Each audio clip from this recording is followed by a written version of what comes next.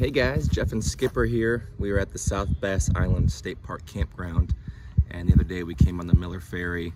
I promised you guys a tour of my new truck bed camper, so I wanted to give you guys a quick little peek inside. I've got a 8-foot bed on my Silverado, and so I was able to get one of the larger units. They make them pop-up style where they have a lower profile and they pop open. They make the bigger ones with slide outs to give you some more interior room. But this one is just a straight hard-sided 8-foot bed camper. And I've got it sitting on the jacks right now. One big thing when I was researching these campers was to make sure that you got the electric jacks. Otherwise you'll be cranking all day long. So these are pretty cool. You just hit a button and it takes the front up and down, individually controlled, so you can level your camper off. It's sitting on some bricks. One thing I did not realize when I bought the camper was that I would have to invest in a very good tie-down system. So there's a company that makes these tie-downs, and they just slide out of these receivers, but they're actually custom made, and I had to get in there and bolt them to the frame.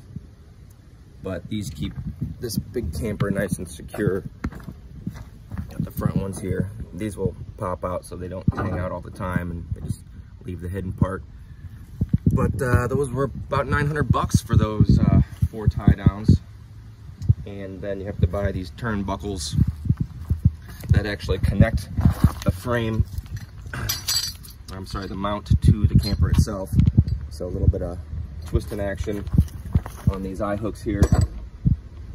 Keeps it nice and secure. You don't want to mess around with having inadequate tie downs. So got those.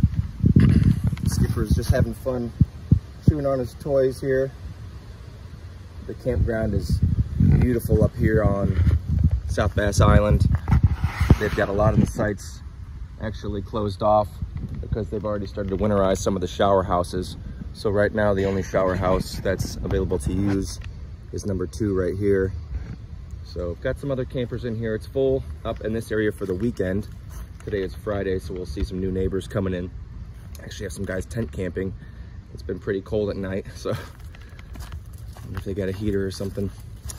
Anyways, on this truck camper, on the outside here, we've got the hookups. We've got full electric hookup, water intake, city water connection, so you can run off a hose if you have that at the campground. Have an outdoor shower here, some storage. This is the hot water tank. Everything runs on propane, which is pretty cool. It can run the refrigerator on propane. It's got a little furnace in there, and it's got a stove with an oven, 2 propane tanks. So we'll go ahead and go on in. Got a little awning here, kind of nice.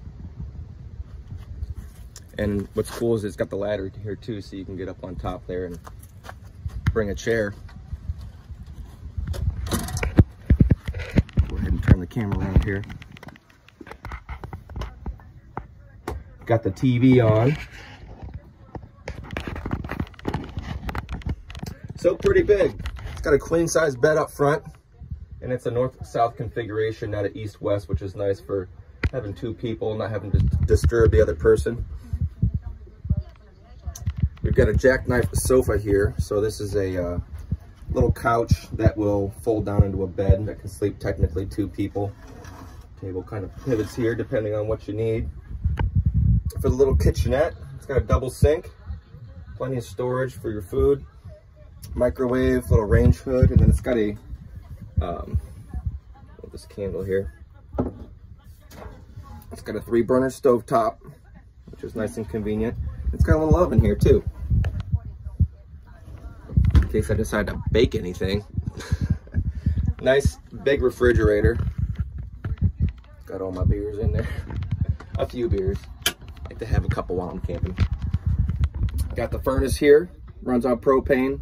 I have 2 carbon monoxide detectors, just in case. You can never be too safe with stuff like that, especially with my puppy dog here. And a lot of storage. This is actually a hanging closet, so you can put all your clothes in there.